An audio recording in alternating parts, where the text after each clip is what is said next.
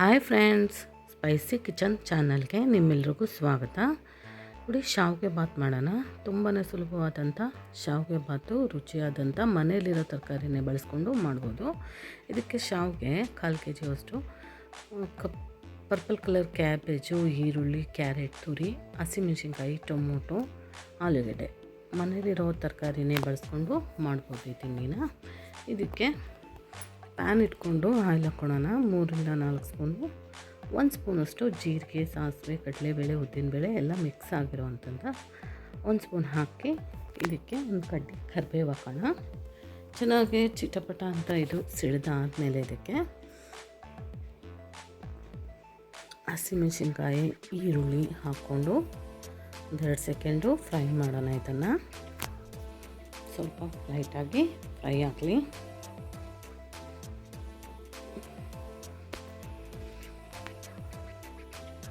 ಈ ಕಡೆ ಒಂದು ಬಾಣಲಿ ಇಟ್ಕೊಂಡು ಅದಕ್ಕೆ ಈ ಶಾವಿಗೆನ ಹುರ್ಕೊಳ್ಳೋಣ.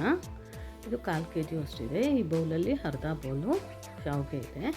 ಇದಕ್ಕೇ ಒಂದು 5ರಿಂದ 6 ಗೋಡಂಬಿ ಹಾಕ್ಕೊಂಡು 1-2 ಸ್ಪೂನ್ ತುಪ್ಪ ಹಾಕ್ಕೊಂಡು ಚೆನ್ನಾಗಿ ಗೋಲ್ಡನ್ ಕಲರ್ ಆಗಿ ಚೇಂಜ್ ಆಗಬೇಕದು. ಸಿಮ್ಮಲ್ಲಿ ಇಟ್ಕೊಂಡು ನಿಧಾನವಾಗಿ ಹುರ್ಕೋಬೇಕು. ಇದನ್ನು ಶಾವಿಗೆನ ನೀಟಾಗಿ ಕೆಂಪಾಗೋವರೆಗೂ ಹುರ್ಕೋಬೇಕು. ಆ ಥರ ಹುರಿದ್ರೇನೆ ಶಾವಿಗೆ ಬಾತು ಉದುದ್ರಾಗಿ ಬರುತ್ತೆ. ನೋಡಿ, ಈ ಕಡೆ ಆನಿಯನು ಫ್ರೈ ಆಗಿದೆ ಚೆನ್ನಾಗಿ. ಇದಕ್ಕೆ ಉಳಿದಿರೋವಂಥ ತರಕಾರಿಗಳನ್ನೆಲ್ಲ ಮಿಕ್ಸ್ ಮಾಡ್ಕೊಳ್ಳೋಣ. ಸರಿ, ಮೇಲೆ ಕೆಳಗೆ ಮಾಡಿಕೊಂಡು ಇದಕ್ಕೆ ಮಿಕ್ಕಿರೋವಂಥ ತರಕಾರಿಗಳನ್ನ ಮಿಕ್ಸ್ ಮಾಡ್ಕೊಳ್ಳೋಣ. ಇದು ಕ್ಯಾಬೇಜು, ಪರ್ಪಲ್ ಕಲರ್ ಕ್ಯಾಬೇಜು ಇದ್ದರೆ ಹಾಕ್ಕೋಬೋದು, ಇಲ್ಲಾಂದರೆ ಮಾಮೂಲು ಕ್ಯಾಬೇಜು ಹಾಕ್ಕೋಬೋದು.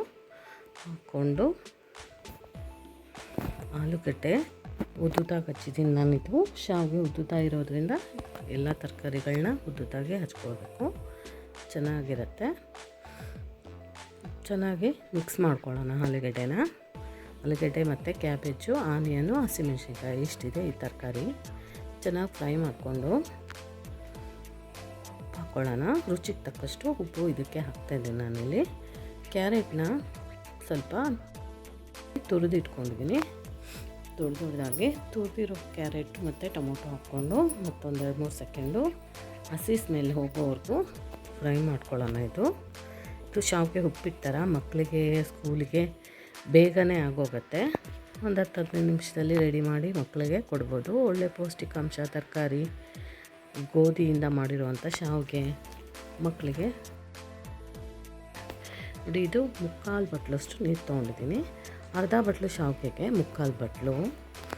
1 ಬಟ್ಲು ಶಾವಿಗೆ ತೊಗೊಂಡ್ರೆ 1.5 ಬಟ್ಲು ಹಾಕಿದ್ರೆ ನೀರು ಕರೆಕ್ಟ್ ಆಗುತ್ತೆ ಇದಕ್ಕೆ. ಇನ್ನೂ ಉದುದ್ರಾಗಬೇಕು ಅಂದರೆ 1 ಬಟ್ಲು ಹಾಕಿದ್ರೂ ಆಗುತ್ತೆ. ನೋಡಿ, ಇದಕ್ಕೆ ಸೆಜ್ವಾನ್ ಸಾಸ್ ಹಾಕ್ತಾಯಿದ್ದೀನಿ. ಇದ್ರೆ ಹಾಕ್ಕೋಬೋದು. ನಾನು ಮಕ್ಕಳಿಗಾಗಿ ಮಾಡೋದ್ರಿಂದ ಸೆಜ್ವಾನ್ ಸಾಸ್ ಹಾಕ್ತಾಯಿದ್ದೀನಿ, ಟೇಸ್ಟ್ ಚೆನ್ನಾಗಿರುತ್ತೆ ಅಂತ ಹಾಕಿ. ಇದು ನೋಡಿ ಚೆನ್ನಾಗಿ ಬೆಂದಿದೆ. ತರಕಾರಿ ಜಾಸ್ತಿ ಏನು ಬೇಯಿಸೋದು ಬೇಡ, ಒಂದು 40% ಬೆಂದರೆ ಸಾಕು. ನೀರು ಚೆನ್ನಾಗಿ ಕುದೀತಾ ಇದೆ. ಇದಕ್ಕೆ ಕೆಂಪಾಗಿ ಹುರ್ಕೊಂಡಿರೋವಂಥ ಶಾವಿಗೆ ಮತ್ತು ಗೋಡಂಬಿನ ಮಿಕ್ಸ್ ಮಾಡ್ತಾಯಿದ್ದೀನಿ. ಈಗ ನಾನು ಹಾಕಿ ಚೆನ್ನಾಗಿ ತಿರುಗಿಸ್ಕೊಂಡ್ರೆ ಹೈ ಫ್ಲೇಮಲ್ಲಿಟ್ಟು 1-2ರಿಂದ 3 ನಿಮಿಷ ಈ ಶಾವಿಗೆ ಬಾತನ್ನ ಕುದಿಸ್ಕೋಬೇಕು.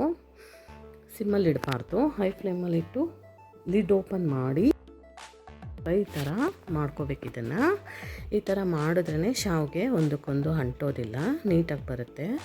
ಲಾಸ್ಟಲ್ಲಿ ಸ್ವಲ್ಪ ಕೊತ್ತಂಬರಿ ಸೊಪ್ಪು ಹಾಕ್ಕೊಂಡು ಚೆನ್ನಾಗಿ ಮಿಕ್ಸ್ ಮಾಡಿಕೊಂಡು 5ರಿಂದ 6 ನಿಮಿಷ ಮುಚ್ಚಿಟ್ರೆ ಚೆನ್ನಾಗಿ ಹರಳ್ಕೊಳ್ಳುತ್ತೆ. ಅದು ಉಪ್ಪಿಟ್ಟು ಥರನೇ ಆಗುತ್ತೆ ಇದು.